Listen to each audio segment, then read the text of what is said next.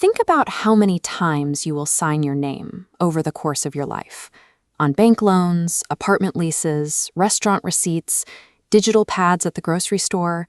It adds up to thousands of identical strokes. We usually view this as a mandatory security measure, an administrative formality required to finish a transaction so we can move on with our day. Yet every time that pen hits the paper, you are transmitting a very specific command directly to your subconscious mind.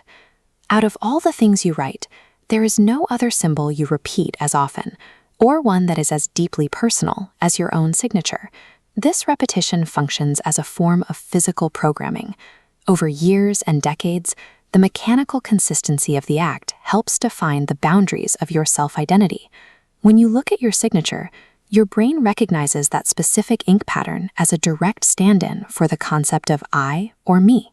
Psychology suggests that people behave according to how they internally perceive themselves.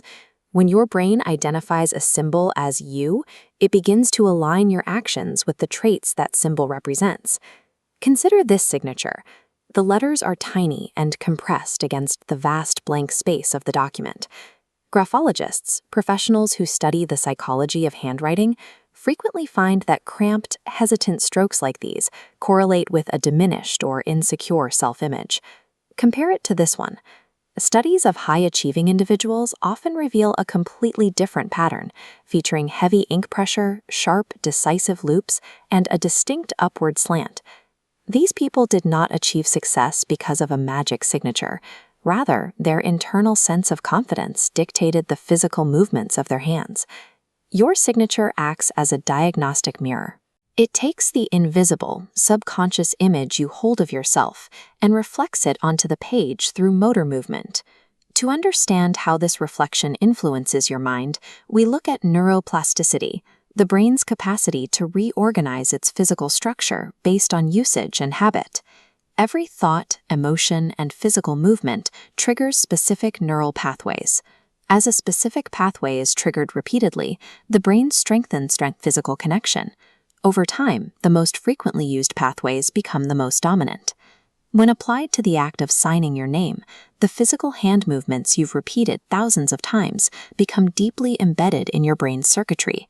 By executing a strong, balanced signature, you are forcing the brain to fire the specific neural pathways associated with a composed and confident self-image. Through the mechanics of neuroplasticity, the signature becomes a feedback system, reinforcing the identity it represents within the brain's physical architecture. If our internal identity dictates our physical behavior, can we reverse the process? Can changing our physical behavior rewrite our internal identity?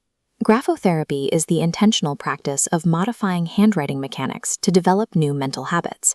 It uses deliberate physical movement to override established neural patterns. This works because writing is a complex cognitive task. It requires the simultaneous activation of multiple brain regions, from motor control to spatial reasoning.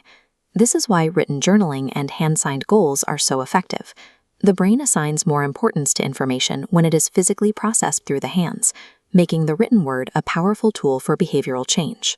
By consciously practicing a clear, balanced signature, you are choosing to associate your identity with precision and stability. Because the brain relies on repetition to define what is normal, these new movements can eventually shift your internal self-perception to match the confidence of the strokes on the page. A signature does not magically dictate your future, but it is a direct reflection of the person who is writing that future.